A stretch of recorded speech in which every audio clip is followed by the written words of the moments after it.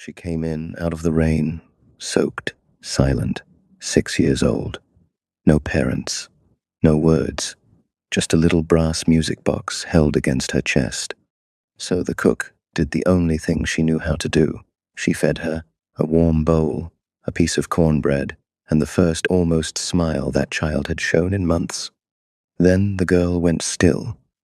Outside, 3 black cars rolled to a stop in the dark, and whoever was inside them had come looking for her. A billionaire filled the doorway. He knelt down to his daughter, and she raised one small hand and pointed straight at the woman who fed her. The girl didn't ring the little bell over the door the way customers did. She pushed it open with both hands, slipped in out of the rain, and stood there tiny, soaked, perfectly still like she'd walked farther than her legs were built for, and had finally decided this was far enough. Imani Clark looked up from the pass.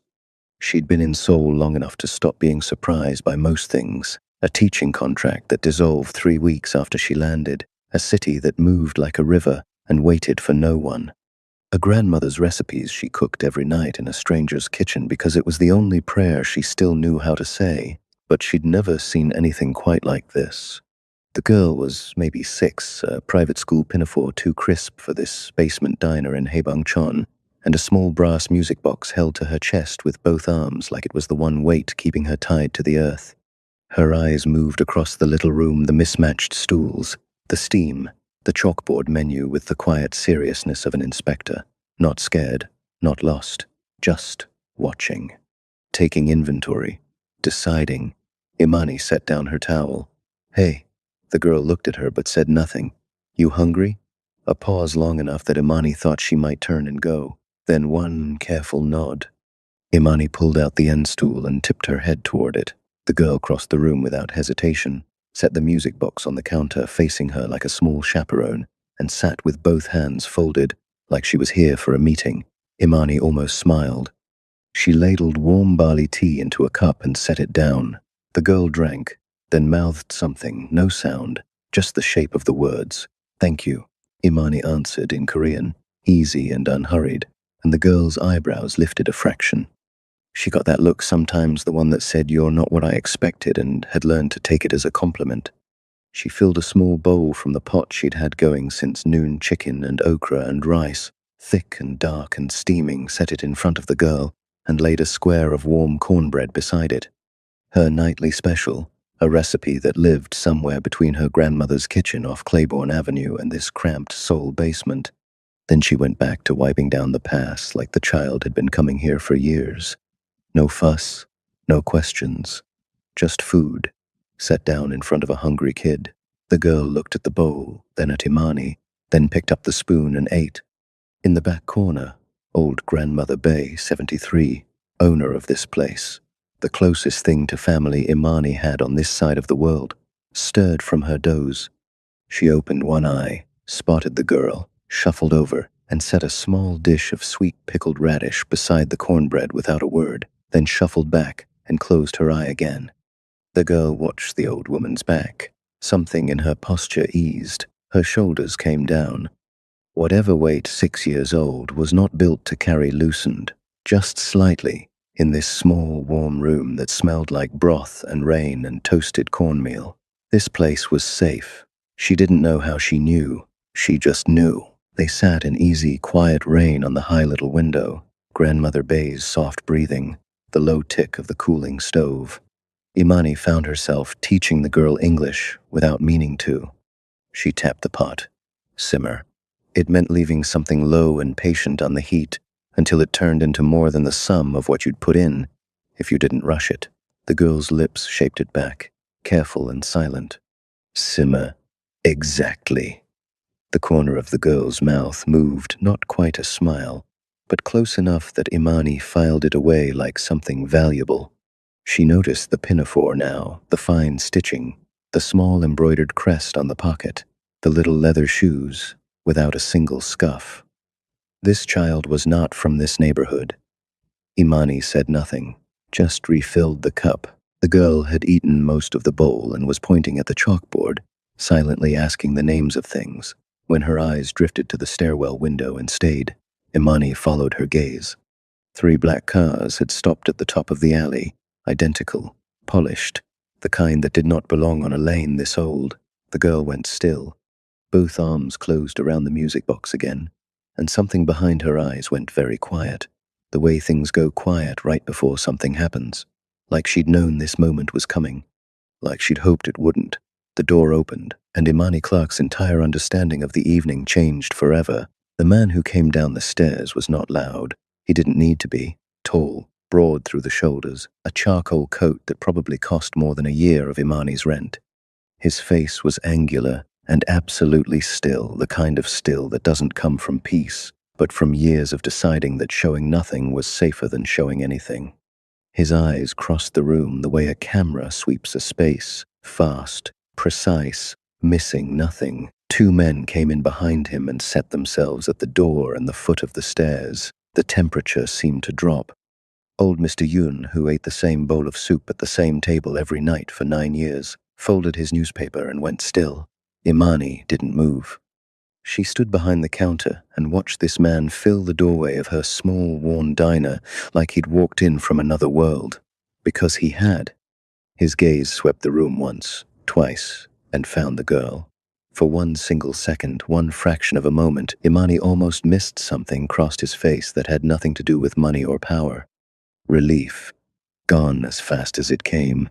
He crossed the floor, crouched to the girl's level, and spoke low, meant for no one else. The girl didn't answer with words.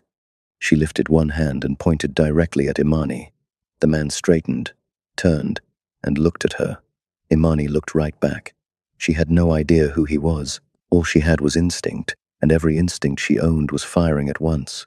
She held his gaze anyway. He reached into his coat and set an envelope on the counter between them. It made no sound, but it landed with weight. Imani didn't touch it. For a moment, neither of them moved. The room was so quiet she could hear the rain running down the stairwell. Then he took the girl's hand, turned, and walked out. No explanation, no introduction. Just the envelope on the counter, the door swinging shut, and the 3 black cars pulling out of the alley like they'd never been there. The silence they left behind was enormous. Mr. Yun picked up his paper with hands that weren't steady. Grandmother Bay hadn't moved, but her eyes were fixed on Imani with something close to fear. If your chest is already tight, do me a favor and tap that subscribe button, because I promise you, we are only getting started. Imani stared at the envelope, then the door, then Grandmother Bay. The old woman let the silence breathe, the way she always did. Then, quietly, that was Cha Do-yoon. The name meant nothing, and Imani said so. Grandmother Bay looked at her steadily. Everyone in this city knows that name, child. They just know better than to say it too loud. Something in how plainly she said it, not dramatic, just factual. Like reading a forecast made the alarm in Imani's chest ring louder. She picked up the envelope, opened it. The amount inside made her set it down, pick it up, and set it down again. Who is he? Grandmother Bay was quiet a moment. Then, slowly, the kind of man whose daughter you do not want to be the last person to have seen. That night, Imani sat at her small table, laptop open, envelope beside it, the rain still going. She typed the name. The results loaded. She read them, closed the laptop, sat in the dark a while, then opened it again. The Cha family. 3 generations. Old steel and shipping money braided so tightly with things nobody spoke of that no one had ever pulled the 2 apart. A conglomerate that didn't make headlines because it decided who wrote them. Cha Do-yoon had taken the chair at 32 and, in 8 years, gathered more than his father had in 20. Feared. Untouchable. Patient in a way more dangerous than temper. Widower. 1 daughter. She closed the laptop and thought about the girl's arms around that little brass box, the way she'd held it, like an anchor, the way her shoulders had come down in that small, warm room like she'd been waiting a long time to put something heavy on the floor, the almost smile, simmer, shaped silently and precise. Imani sat in the dark a long time. 3 days passed. Life at the diner went on the way it always did, but she kept glancing at the end stool, at the little scuff the girl's shoe had left on the footrest. She called her sister on the second night. Nia was back home in New Orleans and answered already mid-sentence. Hold on. A door closing. Then, okay. What's wrong? Nothing's wrong. Why is it gotta be something? Because you got a voice for when everything's fine, and a voice for when you're about to tell me something I don't want to hear. That's the second one. The envelope still sat on the kitchen table, a question she wasn't ready to answer. A little girl came into the shop 3 days ago, she said. Maybe 6. By herself. I fed her. Okay. Her father came to get her. A pause. Okay. Nia. Her father is Cha Do-yoon. The pause this time had texture and weight. Imani. I know. You fed Cha Do-yoon's baby girl. I didn't know who he was. She was just a wet little thing who came down my stairs looking like she hadn't taken a full breath in months.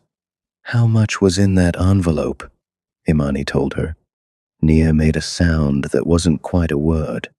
I didn't take it, Imani said. It's still on my table. Good. Don't touch it. Don't call anybody. Let it be a strange Tuesday you never think about again. Imani said nothing. Imani, I'm not doing anything. You got the voice. Promise me you'll leave it alone. She promised. She wasn't entirely sure she meant it. The 4th day was a Thursday. Imani was doing closing prep when the bell over the door rang. She raised a hand without looking up. We're closed. Kept wiping. Miss Clark. The voice was calm, measured the kind that had never raised itself because it had never needed to. She looked up. The man at the foot of the stairs was not Cha Do-yoon.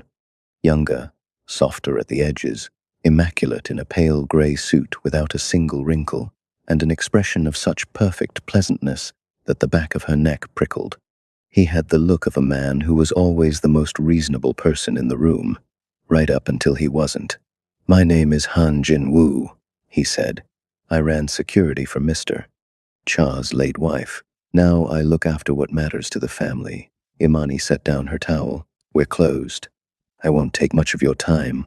He crossed to the counter and laid a folder on it. Thick, cream-colored, no label. Mr. Cha would like to make you an offer. Imani looked at the folder, didn't touch it. Yuna, Jinwoo went on, has not stopped signing your name since Thursday. She drew the bowl you gave her 11 times. This is notable because Yuna has not spoken a word aloud in over 2 years. A brief pause. Not since her mother. That landed somewhere under Imani's ribs and stayed. Mr. Cha is proposing a formal arrangement. You would relocate to the residence as cook and companion to Yuna, her meals, her days, her English, her voice, if it ever chooses to come back. Full room and board, a generous salary, another pause, and protection, for you and for the people you care about. That last part landed differently, not a threat, just a fact, stated the way you'd mention rain coming. I already have a kitchen, Imani said. The corner of Jinwoo's mouth moved. He's aware.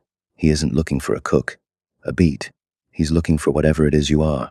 I'll think about it, Imani said. Jinwoo nodded once, left the folder, and walked out. She sat with Grandmother Bay that evening at the little back table after closing, tea between them, the folder on the counter where Jinwoo had left it.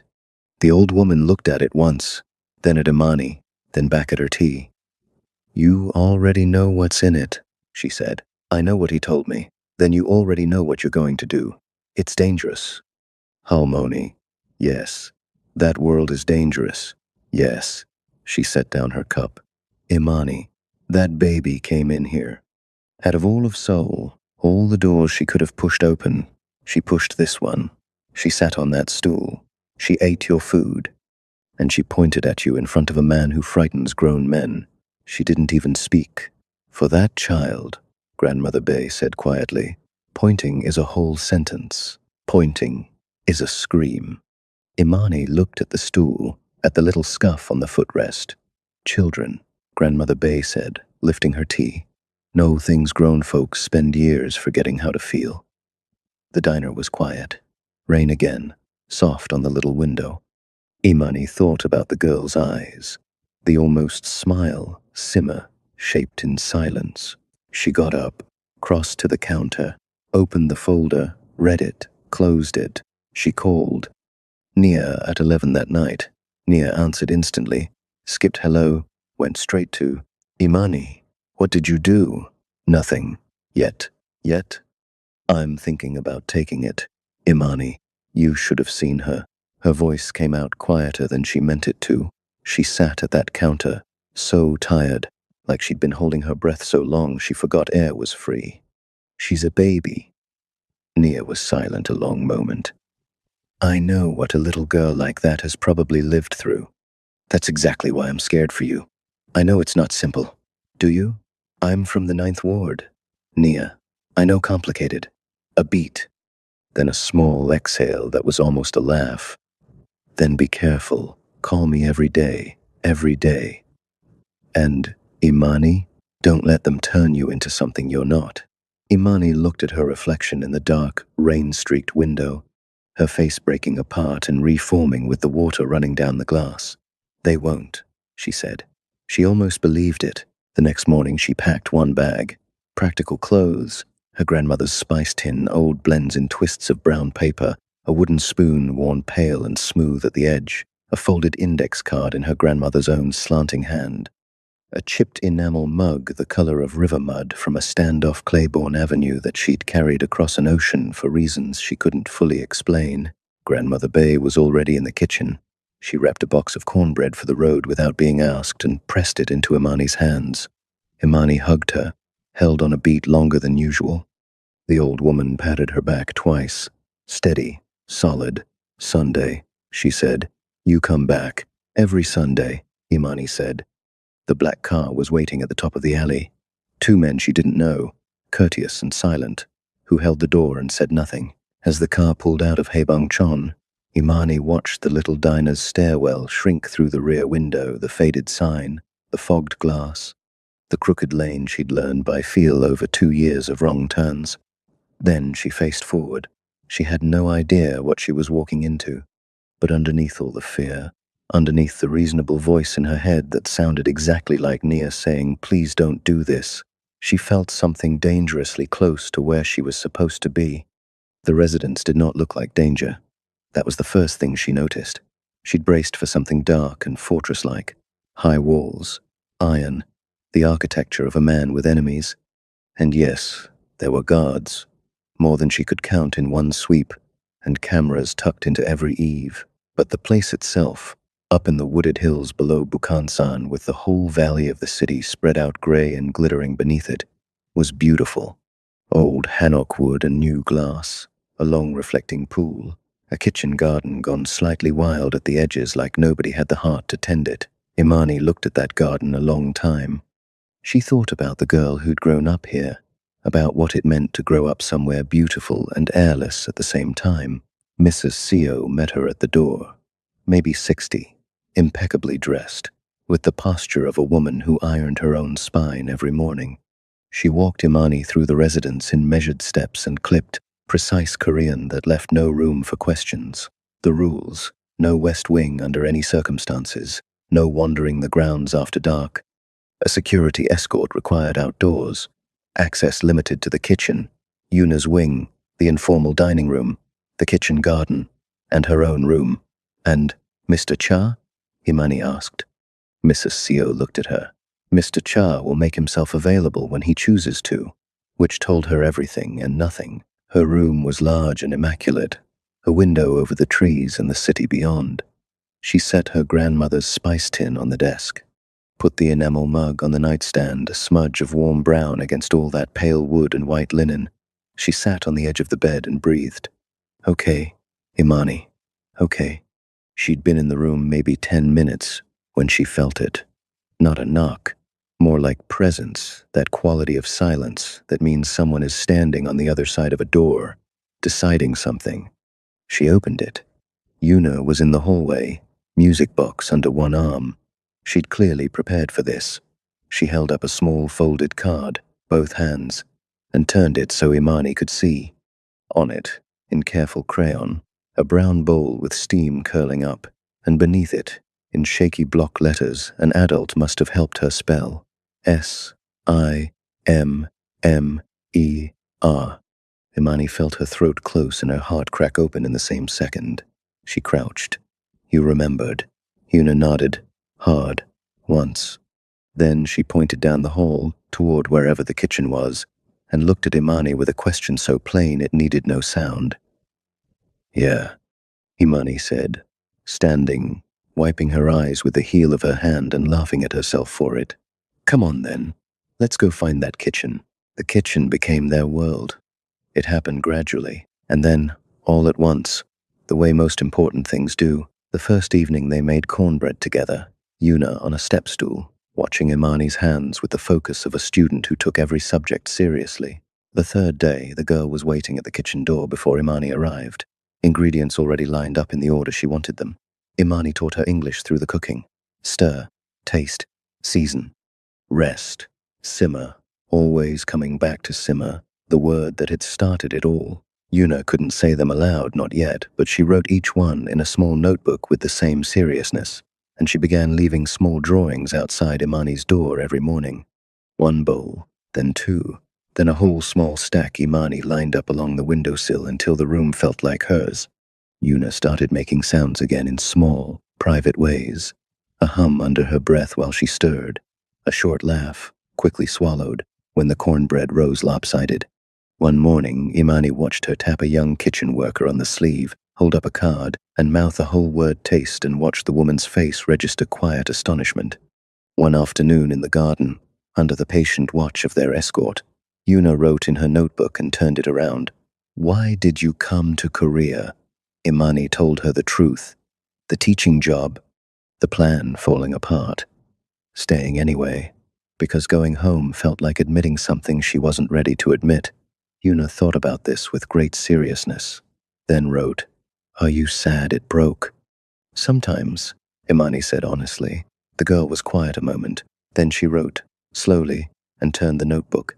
I am glad it broke, because then you would not be here.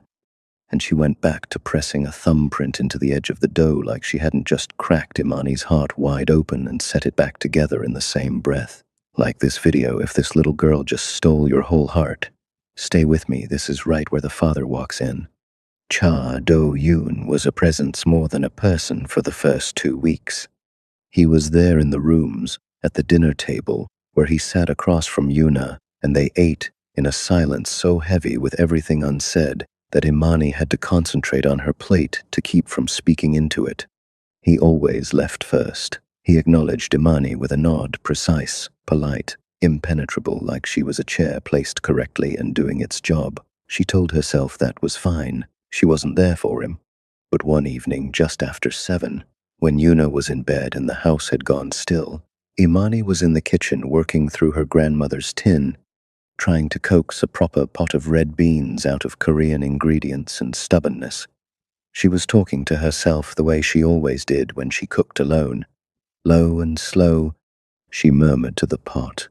You rush it. It turns to mush. You just have to let it come together. She felt the quality of the silence in the doorway change. She looked up. Cha Do-yoon stood there, jacket gone, sleeves pushed up, and an expression she hadn't seen before, not the stone of the diner, not the blankness of the dinner table, but something quieter.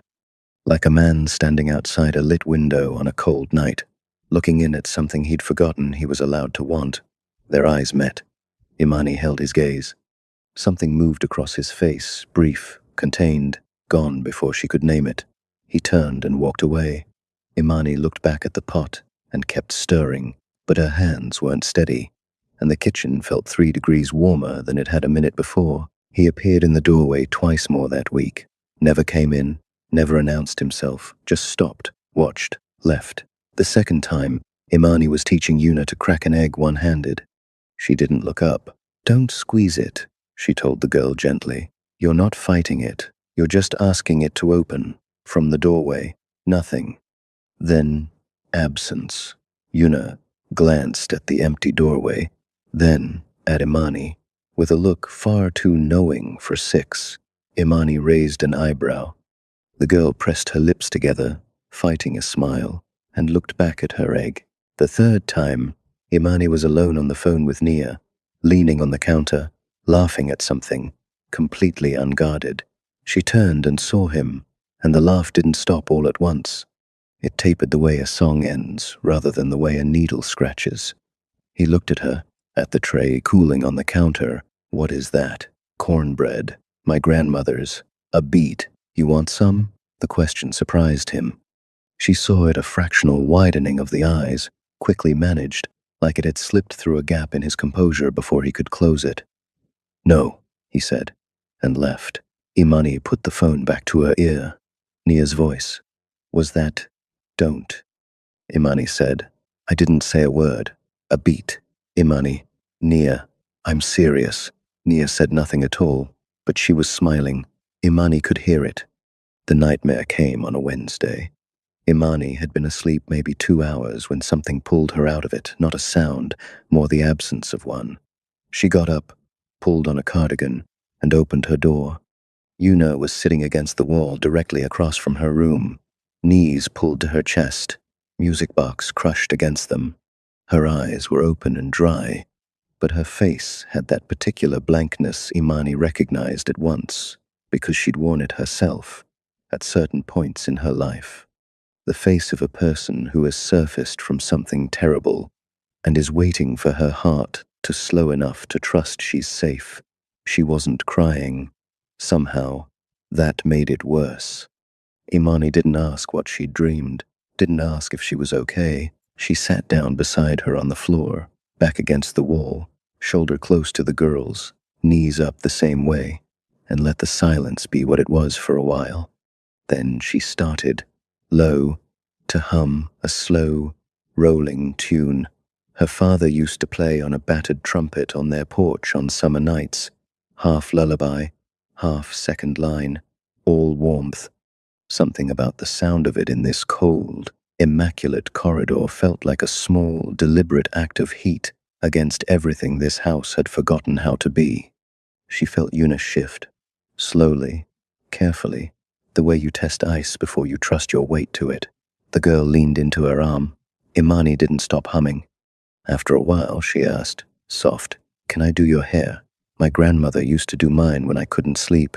Said you can't hold a bad dream and sit still to be braided at the same time. A pause, then a small nod against her shoulder. Imani turned her gently, took the fine dark hair in sections, and began a slow, loose plait, humming the whole time, her fingers moving in a rhythm older than either of them. She felt the girl's breathing lengthen. She felt the small body go heavy against her. She stayed exactly where she was. Cha Do-yoon found them like that. Mrs. Seo had come to his door with a quiet knock, the way she was trained to on the nights Yuna woke. He'd come down the hall expecting what he always found, his daughter alone against the wall, rigid, unreachable. Instead, he stopped and saw this. Yuna's head tipped against a stranger's arm, a half-finished braid down her back, a low tune moving through the dim hall, his daughter's hands loose in her lap, not gripping, not bracing, just resting. In that moment, watching his daughter breathe against the arm of a woman from New Orleans who had sat down on the floor without being asked and started humming without being told. Cha Do-yoon's face was not composed at all, not frightening, not powerful. Just a father, a tired, grieving father, watching someone give his child something he had not known how to give her. Not resentment. Something more honest, that lived between gratitude and grief and had no clean name. He turned quietly and went back to his room. He did not sleep for a long time. The next morning, Imani was making coffee when she felt the shift in the air that meant he was there. She reached for a second mug without turning around. He sat at the kitchen island and said nothing. She set the coffee in front of him, leaned against the counter with her own, and looked out at the trees, gray morning, mist low in the valley, the city waking slowly below. The silence between them was different from all the silences before it, less armored, like something had been set down overnight, and neither of them had picked it back up. What was that song? He said. Not the formal voice, something underneath it, awake since 2 in the morning. She told him the porch, her father, the trumpet, the way certain sounds feel like home even 8,000 miles from it. He listened with his whole body, completely present. Her mother, he said eventually, to his cup, not to her, painted. She used to paint while Yuna fell asleep on the studio floor. The last thing she was working on is still on the easel. I haven't been able to move it. The weight of that sentence sat between them like something physical. Imani felt it land and didn't try to soften it. I didn't know, she said quietly. I know you didn't. He stood, picked up his cup, paused. She drew you, he said, still to the middle distance. The family picture her school asked for. 3 people at a table, 3 bowls, a beat. You were the one holding the pot. He set his cup in the sink and walked out. Imani stood in the kitchen with both hands around her mug and the feeling of 3 people at a table sitting in her chest like something she didn't have a word for yet. A tall man, a small, silent girl, and a woman with a pot in her hands already inside the picture before she'd ever said yes. She noticed the change in the residence on a Monday. Subtle at first, the way important things always are before they aren't. More guards at the perimeter. Conversations that stopped a beat too quickly when she entered a room. Han Jin-woo moving through the halls with a new urgency. His pleasant expression exactly the same as always, which somehow made it worse. Cha Do-yoon disappeared for a day and a half. Imani kept Yuna's world warm and ordinary, while she watched the guards double and tried to name the tension that had settled over the residence like weather rolling in off the mountains. She watched Jin-woo. Something about him had always sat at the edge of her instincts, like a splinter. She couldn't find that perfect pleasantness, that immaculate calm. But it was more than that now. It was the way he looked at her sometimes in passing, a glance that lasted a fraction too long, an assessment that had nothing to do with whether she was doing her job, like a man studying something he hadn't yet decided what to do with. She said nothing, kept watching. It was a Thursday afternoon when she took the wrong turn. She'd been looking for Yuna, who had slipped away from their lesson early, and was moving through a corridor she rarely used when she heard the voices low, tense, behind the closed door of Cha Do-yoon's study. She should have kept walking, but she caught the word woman, said in a tone that stopped her feet before her brain caught up. She stood and listened. Do-yoon's voice, controlled, but with something underneath it she'd never heard there before, barely managed fury. And Jin-woo's voice, calm, measured. That same perfect pleasantness she understood now, in this moment, was not pleasantness at all, but the most disciplined kind of cold. Fragments through the door. The Beck group is moving faster than we planned. COR's accident. It was not an accident. Do-yoon. Flat. Absolute. No, Jin-woo said. It was not. Someone gave them her route that night. Someone in this house knew exactly which road she'd take, and when. Imani stopped breathing. We're close to knowing who. How close? Close enough that certain people may get nervous, may feel the need to move before we get there. Then we move first. A pause. There is also the matter of the woman. She may have heard something she should not have. I am not yet certain how much. Imani's blood went cold. She backed away 1 step, 2, 3, slow and careful, heel to toe. Her sleeve caught a slim ceramic vase on the hallway shelf. It wobbled. Time slowed the way it does in the moments that matter. She watched it tip, reached, caught it with both hands a half second before it hit the floor.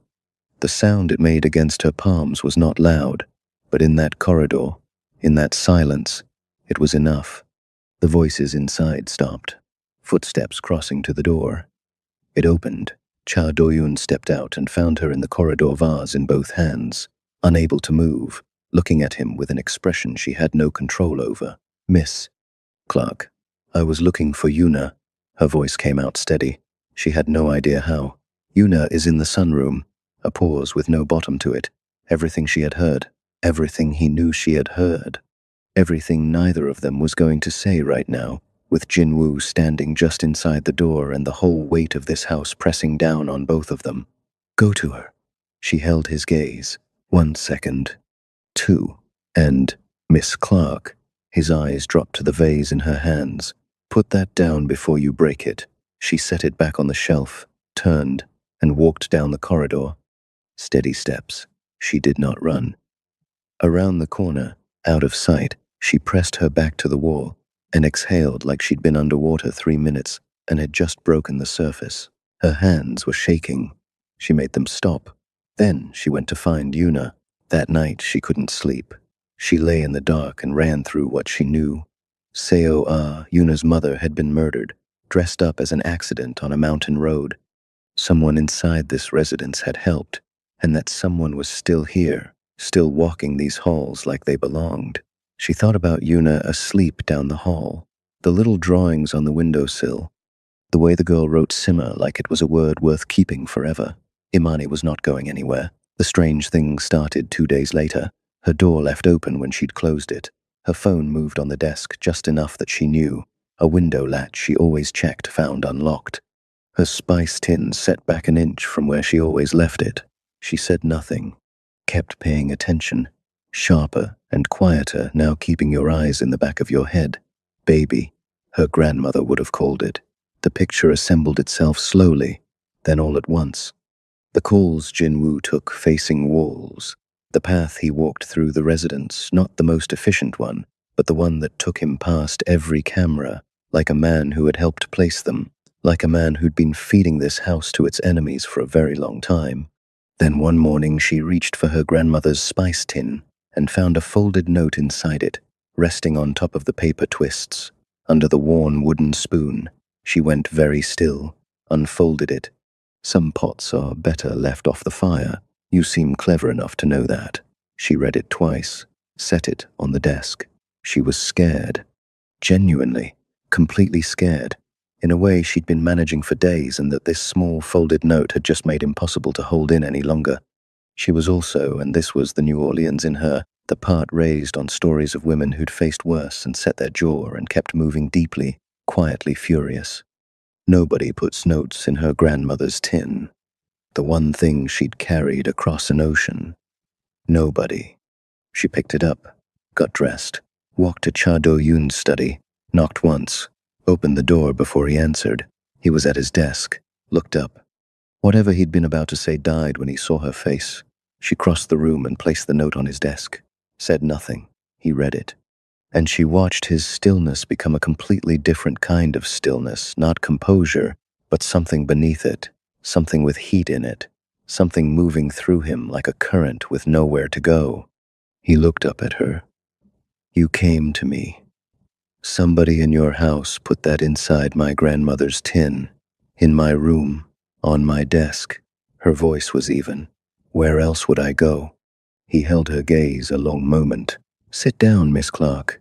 She sat, and for the first time since she'd arrived, Cha Do-yoon talked to her, really talked. He told her about Jinwoo, the suspicion building piece by piece, the man who had run his late wife's security, the man who had wept at her funeral, the man who had known every road she ever drove. Her note, the final piece, that he knew now what had to be done. Then you were never in as much danger as you could have been, he said. She waited, because I have been watching. Since the diner. Since the diner, she repeated. Since my daughter pointed at you. His voice was even, factual. But it cost him something. She could see it in the tension along his jaw, in the way his eyes stayed on hers, like he'd decided to say this and was going to finish it. I needed to know who you were, what you wanted, whether you were. He stopped. Safe, Imani said quietly. Yes. And a beat. Something shifted in his expression, not quite a smile, not quite softness, but the place where both of those things live before they're allowed to exist. You sat on the floor of my corridor at 2 a.m, he said, and braided my daughter's hair, and hummed her to sleep. She hasn't let anyone touch her hair since her mother. He looked at his desk, then back at her. I know who you are, Miss Clark.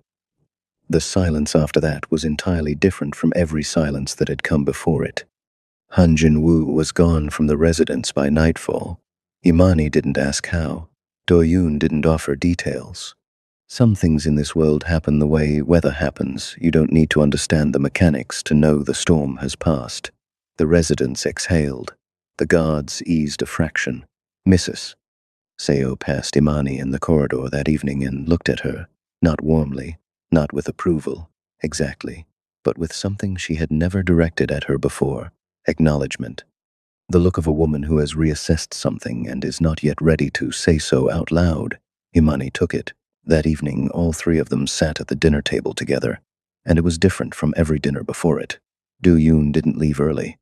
He sat across from Yuna, and he stayed, present in a way he hadn't been, less armored, less managed, like he'd set something down that afternoon and hadn't picked it back up. Yuna wrote almost the whole meal, sliding cards across the table, an opinion about the soup, a question about New Orleans, a theory about why tonight's cornbread was better than last week's, delivered with the confidence of a professional critic. And then, in the middle of it, over the quiet clink of spoons, she opened her mouth, and out came one small, rusty, unpracticed word, the first she'd spoken aloud in over 2 years. Simmer. Just that. No context. Like it had floated up to the surface of her and she'd finally let it out. The table went absolutely still. Imani looked at her. Cha Do-yoon looked at his daughter like the ground had moved.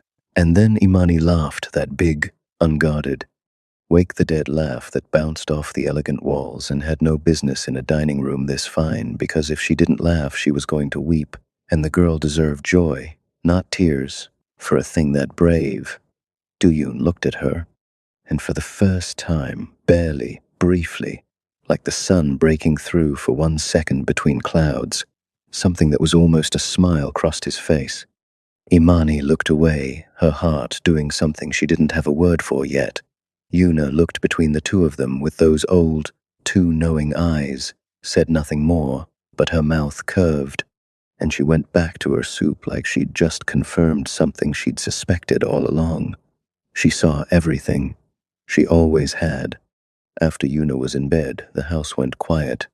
Imani was in the kitchen, not cooking, just there the way she sometimes was at night when thinking was easier, somewhere that smelled like something real.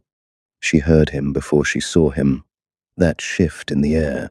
She reached for a second mug without thinking. He sat at the island, the city dark and glittering beyond the glass, soul breathing on the other side of it. She set the tea in front of him and leaned against the counter with her own, and for a while neither of them said anything, and it was the most comfortable silence she had ever shared with another person in her life. He asked about New Orleans, and she talked, really talked, the way she hadn't with anyone in this city in a long time. Her grandmother's kitchen, the smell of the low river country in August, heavy and green and alive. The food that was more than food, history and memory and love and grief cooked down together into something you could hold in your hands and eat. Why she'd left, why she hadn't gone back. He listened, all the way through. The way she'd noticed he listened to Yuna, like what she was saying mattered. She asked about COR. She hadn't planned to. It just came out. The way things come out when the walls are low and the hour is late and you're sitting across from someone who has stopped pretending. He was quiet a long moment. Then he told her, not everything. She didn't expect everything, but small things. The way Seoa laughed too loud in quiet rooms. The way Yuna had her hands, and her stubbornness, and the exact way she tilted her head when she was thinking hard. The way this house had felt like a held breath for 2 years, and he hadn't known how to exhale it for his daughter. She spoke tonight, he said quietly, to the counter, not quite to her. Yuna, she did. Imani said, yes. A pause. She did. The kitchen was very quiet. The city hummed below. His phone rang. He looked at the screen. Something moved across his face. Back to the world outside these walls. Back to the war that had been circling this house and was now circling closer, the Beck group, the thing that had killed Seoa. The reckoning that Jinwoo's leaving had only started, not finished. He stood, picked up the call, moved toward the door, stopped in the doorway, looked back at her. Stay inside tonight. She nodded. He held her gaze one long moment, one moment that contained everything neither of them had said and everything both of them knew, and the specific weight of 2 people standing at the edge of something and deciding not tonight, not yet, but acknowledging that the edge was there. Then he was gone. Imani sat alone at the island a long time after that. 2 empty mugs.